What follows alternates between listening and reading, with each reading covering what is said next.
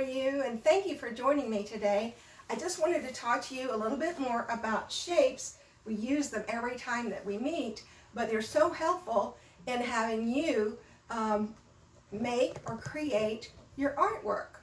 So let's just look at the shapes again and see exactly what they are, kind of review them a little bit. Some shapes are round, other shapes have corners, and other shapes are stretched out shapes. We've seen that.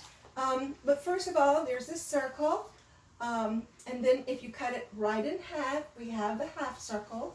If you trim a little bit off the side of the circle, you get a moon shape.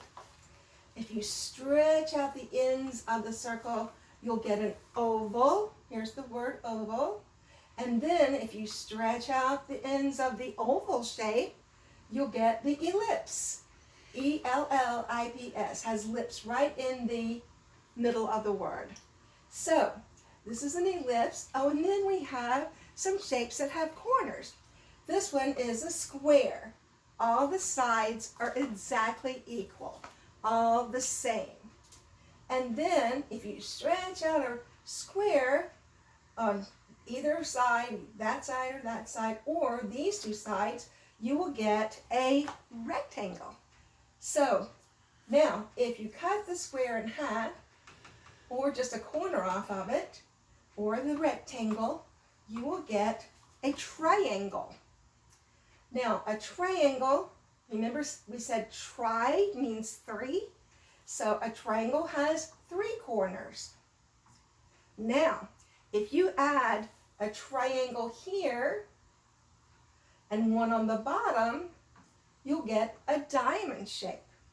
And sometimes we use heart shapes, which are round on the top and has a corner on the bottom. And I think you've probably made some heart shapes before. Then there's some shapes that don't have any special sides. They're hard to define, and we see them a lot in nature. They're very, very hard to measure.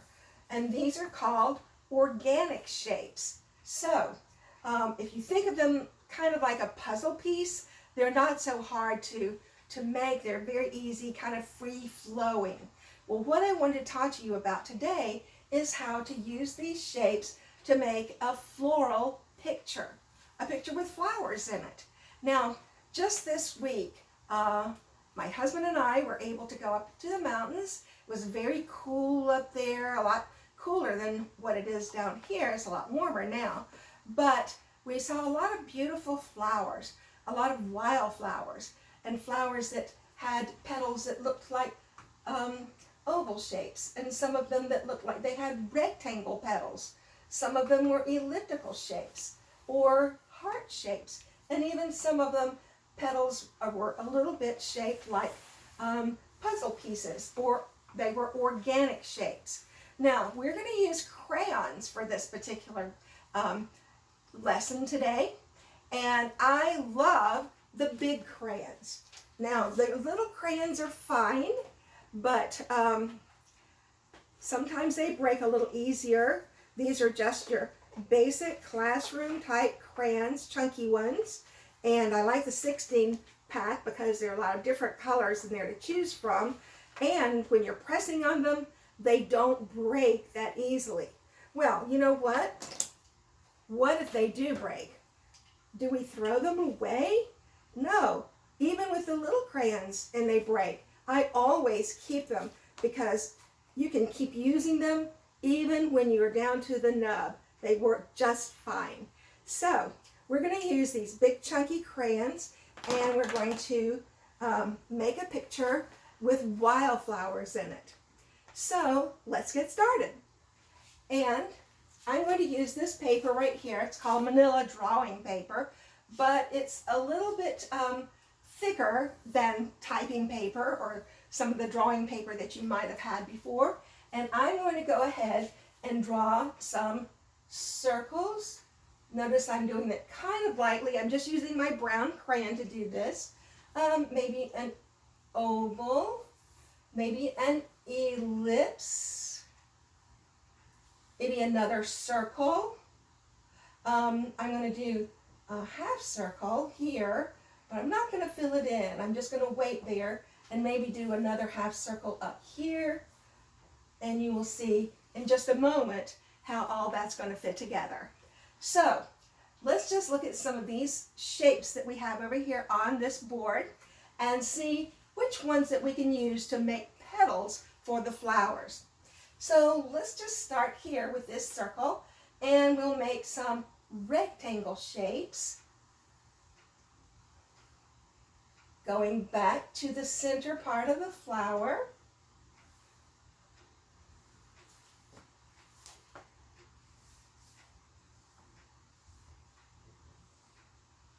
And if some of it goes on off your paper, that's just fine. It doesn't matter about that. Okay, and then here, perhaps I'll do some heart shapes. You notice I'm drawing these really big.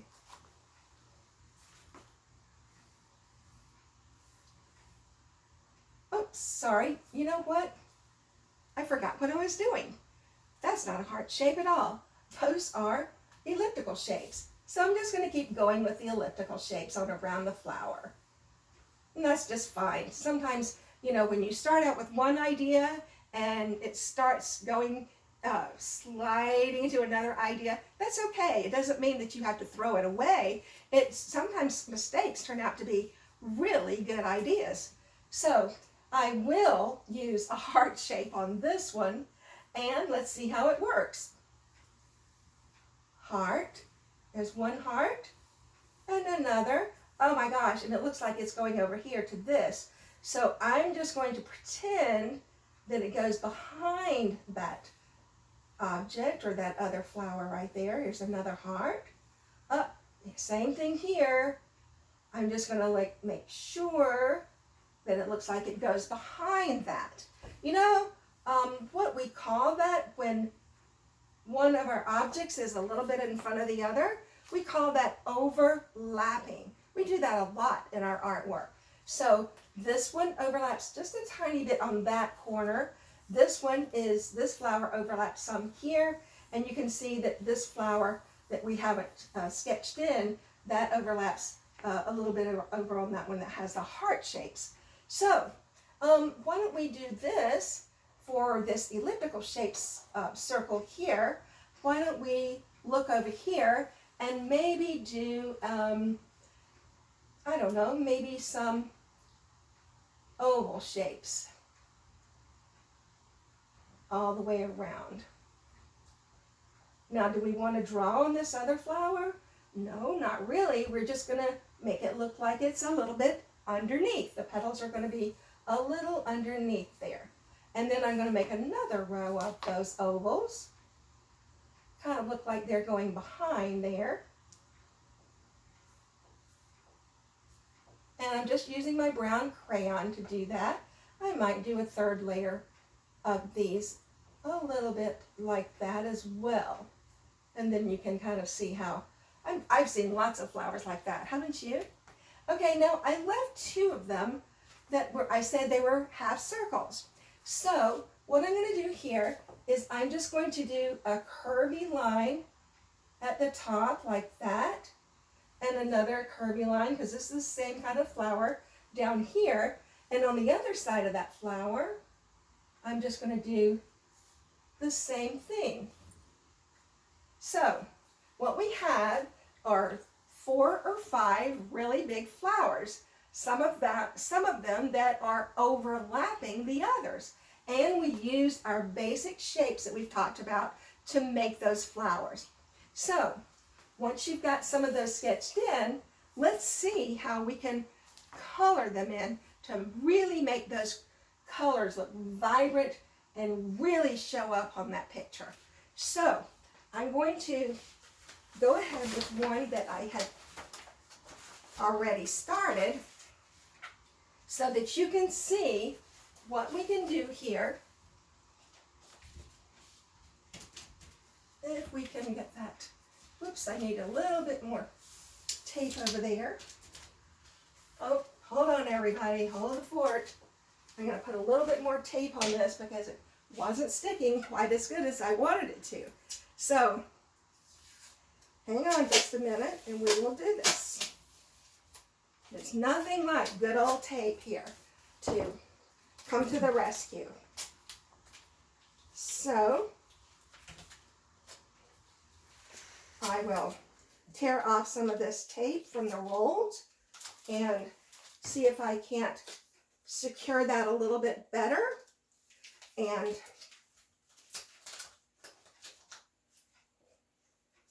show you how to get started adding the crayon.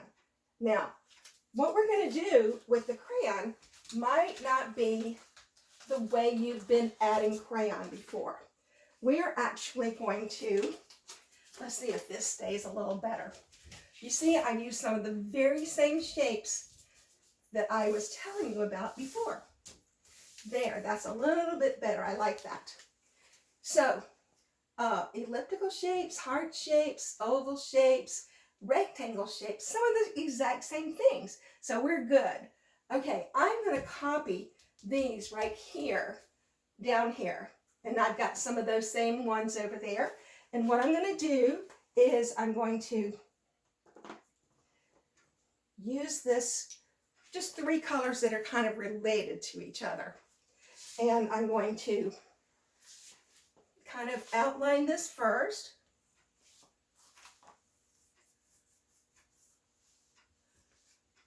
And this one as well, because they're on the same stem from the same flower. And now, instead of coloring in like that, that doesn't really get a very vibrant look for the crayon or for the color to just stand out. So what I'm going to do is I'm going to press down really, really hard. Now watch this and see how much more this color really shows up if you press down hard with the crayons. I love doing this because it makes the color look more realistic than if you just color in like that.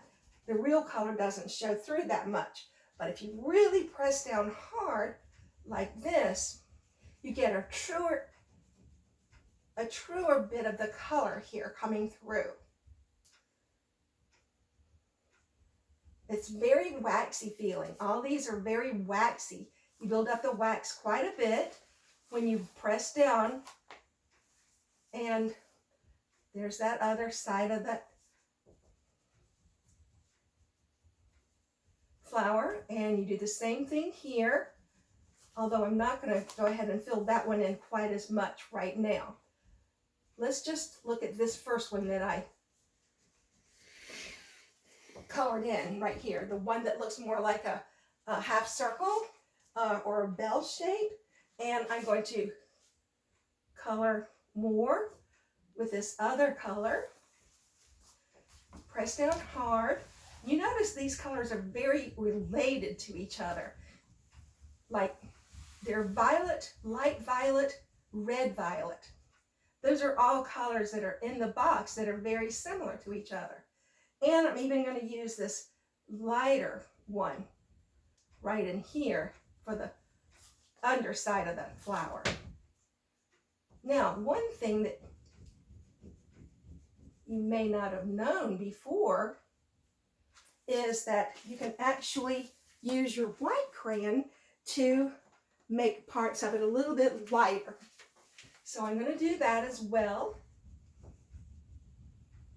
Pressing down as hard as I can here.